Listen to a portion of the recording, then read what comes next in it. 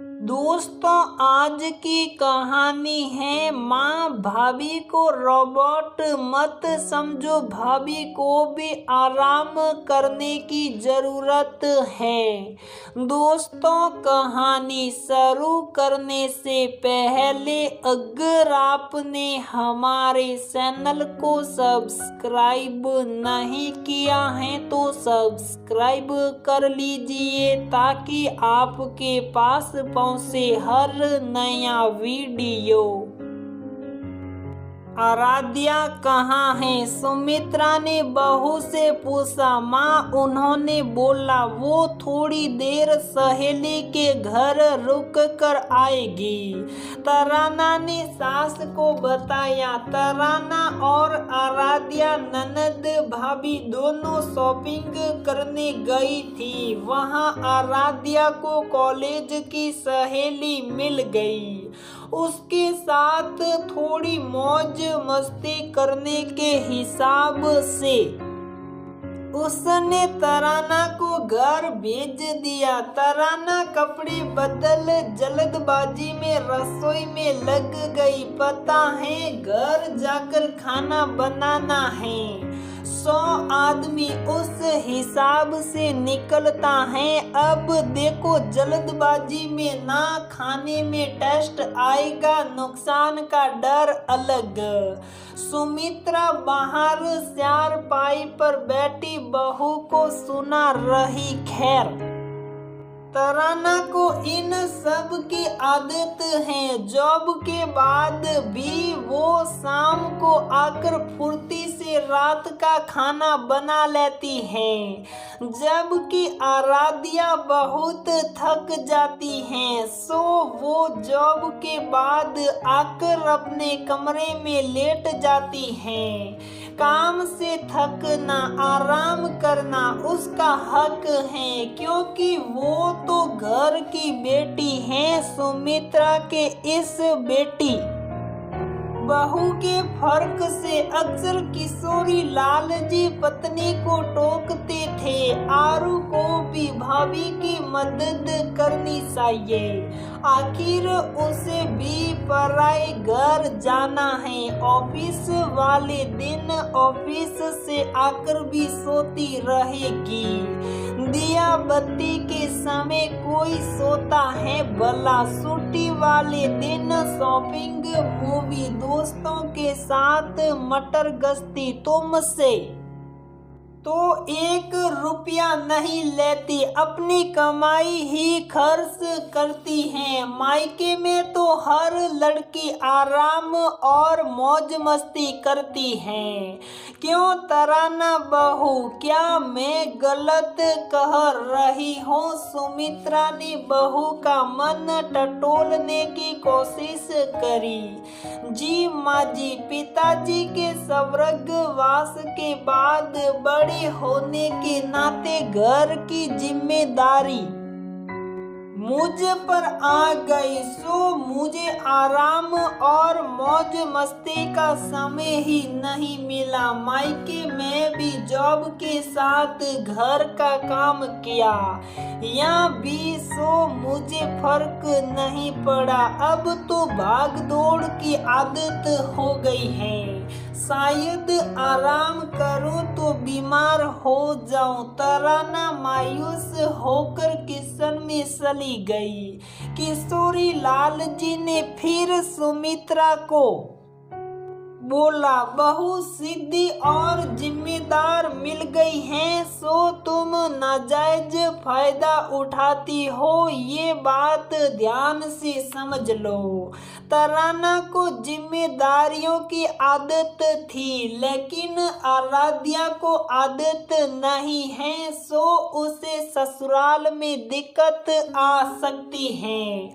सुमित्रा के कान पर जू तक ना रेंगी। एक दिन आराध्या के लिए एक अच्छे घर से रिश्ता आया। लड़के वाले आराध्या को देखने आने वाले थे। यूं तो शिशिर आराध्या एक दूसरे को पसंद करते थे, लेकिन शिशिर ने आराध्या को बोल दिया था उसकी माँ थोड़ी पर्टिकुलर हैं। शादी के लिए उनको इम्प्रेस करना बहुत जरूरी है, इसीलिए ये लव कम अरेंज मैरिज ही होगी।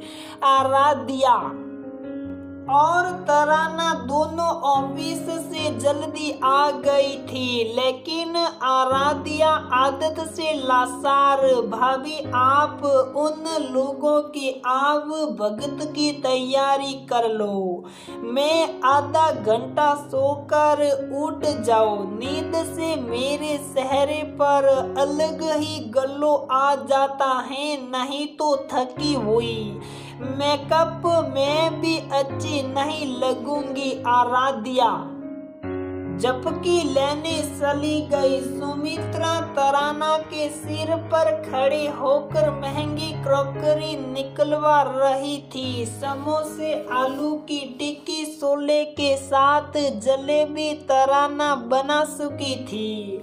सुमित्रा के निर्देश और हिदायतों का पालन हो रहा था। किशोरी लाल जी अनूप के साथ पर्दे और सोफे के कवर बदल रहे थे। मेहमानों के आने से पहले आराध्या को उठा दिया गया। झटपट तैयार होकर वो चाय की ट्रे लेकर सबके सामने आ गई। शिशिर की माँ के सामने आराध्या बैठी थी, लेकिन उसकी सारी नजर तराना पर थी। उसने तराना को भी पास में बैठने को कहा। शिशिर की माँ कांता ने आराध्या से सवाल जवाब शुरू किए। किशोरी लाल जी सुमित्रा काफी घबराए हुए थे। पहले ही सवाल में आराध्या को उबासी आ गई। सुमित्रा जी ने बात संभालते हुए कहा, जॉब से आई है ना, सो थकी हुई है। जॉब से तो तराना भी आई है, वो तो फुल एक्टिव लग रही। खैर छोड़िए आराध्या बेटा, ये आलू की टिक्की बड़ी क्रिस्पी बनी है, क्या मिलाया इसमें? आराध्या तराना की शक्ल देखने लगी। अब ये आजकल की लड़कियां पढ़ाई और नौकरी में ही आधी जिंदगी निकाल देती हैं। इनका रसोई से पाला तो ससुराल जाकर ही पड़ता है। तराना को भी मैंने ही शादी के बाद सब सिखाया। सुमित्रा ने फिर बेटी की साख बसाने को दाव खेला। कांता आराध्या को रसोई में उसके हाथ की चाय पीने को ले गई।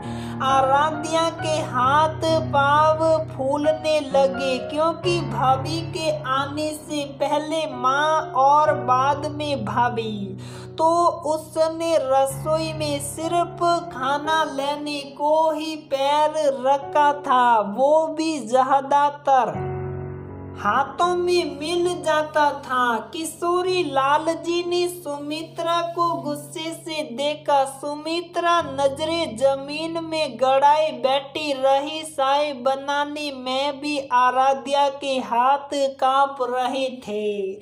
आंटी आप चल कर बैठिए, मैं चाय बना कर लाती हूँ। दीदी थोड़ा घबरा रही हैं। तराना ने आराध्या के हाथ से चाय का भगोना ले लिया। कांता को सारा माजरा समझ आ गया। चाय पीने के बाद ही वो शिशिर को चलने का इशारा कर दी। शिशिर की कार की चाबी अचानक सोफे के नीचे गिर गई। आराध्या वहीं बैठी रही, जबकि तराना दौड़ के झाड़ू लाई और फट से चाबी निकाल कर दे दी।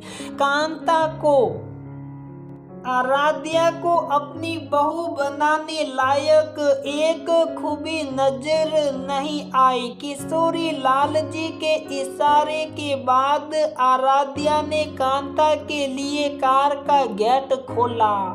कार में बैठते ही कांता ने आराध्या को साफ कह दिया, किसी की गर्लफ्रेंड बनकर साथ घूमना बहुत आसान है, लेकिन पत्नी बन उसके घर परिवार को संभालना कठिन काम है। जिस दिन तुम तराना की तरह जिम्मेदार बन जाओगी, तब मैं तुम्हारे और शिशिर के रिश्ते के बारे में सोचूंगी। अनूप ने सारी बात सुन ली थी। उसने किशोरी लाल और सुमित्रा को सब बता दिया। आज नहीं तो कल ये होना ही था। ये तो शुक्र करो शादी से पहले बेटी को सुधारने का मौका मिल रहा, नहीं तो शादी के बाद ये बातें हमें ससुराल वालों का अत्याचार लगती। अब अनूप की माँ तुम्हारी एक न सुनूंगा। कल से आराध्या तराना को हर काम में मदद करेगी। बहू को तो रोबोट बना रखा है, जैसे वो तो थकती नहीं। सुमित्रा को अपनी गलती का एहसास हो गया था। बहू पराई बेटी है, उससे सारा काम लेने की लालच में उसने बेटी का कितना बड़ा नुकसान किया। अब उसे समझ आ गया था। उसने सोच लिया था आराध्या को और रिश्ते मना करके जाए, उससे पहले बेटी को अच्छी और जिम्मेदार बहू बनने की ट्रेनिंग देनी होगी। आराध्या तराना अब सुबह 7 उठकर घर के सारे काम निपटाकर अपने अपने ऑफिस जाते। ऑफिस से आकर दोनों थोड़ा रेस्ट कर रात का खाना भी एक साथ बनाते। इससे तराना को भी आराम मिलने लगा। साथ ही अब वो कुछ समय अनूप के साथ भी बिता पाती। 1 महीने के बाद आराध्या तराना एक ठेले पर चाट खा रहे थे। कांता ने कार से दोनों को देख लिया। नमस्ते आंटी जी, कैसे हैं? तराना ने कांता से कहा। कांता उनके साथ आकर खड़ी हो गई। उसने ठेले वाले से आलू टिक्की बनाने को कहा। कांता के आलू टिक्की खाते ही आराध्या के मुंह से निकल गया, आंटी जी, आलू के मसाले में कॉर्न फ्लोर डाल ब्रेड क्रब्स लगाकर फ्राई किया गया, जिससे क्रिस्पी बनी है। कांता आराध्या की आंखों में आज घबराहट की जगह आत्मविश्वास देख बेहद खुश थी। शिशिर ने फोन कर अनूप को बधाई दी। माँ ने रिश्ते के लिए हाँ कर दिया है। आज घर में खुशियां ही खुशियां हैं। किशोरी लाल और सुमित्रा बेटी के कन्यादान का सोच काफी भावुक हो रहे। जल्दी ही शिशिर और आराध्या परिणय सूत्र में बंध गए। आज आराध्या को विदा करते समय किशोरी लाल जी संतुष्ट हैं। बेटी को मन चाहा वर मिल गया। साथ ही अब उन्हें बेटी को लेकर किसी प्रकार की कोई चिंता नहीं कि वो अपना घर कैसे संभालेगी। अक्सर कुछ घरों में ऐसा देखा जाता है, बहू और बेटी में फर्क किया जाता है। बहू के आते ही सब जिम्मेदारी उसे ये कहकर सौंप दी जाती है, अब घर उसका है, उसे ही संभालना है, लेकिन ये भूल जाते हैं बेटी को ज्यादा आराम दिया तो वो कैसे अपने घर जाकर सब कुछ अकेले संभाल पाएगी। भाभी ननद अगर साथ साथ काम करती हैं तो उनका प्यार बढ़ता है और रिश्ता मजबूत होता है। यही नहीं, औरत कामकाजी हो या घरेलू, वो कहे या न कहे, पर उसको मदद की जरूरत होती है। अब वो मदद ननद, पति, सास किसी के रूप में भी मिले, तभी वो खुश रहकर पराए घर को अपना समझ पाती हैं।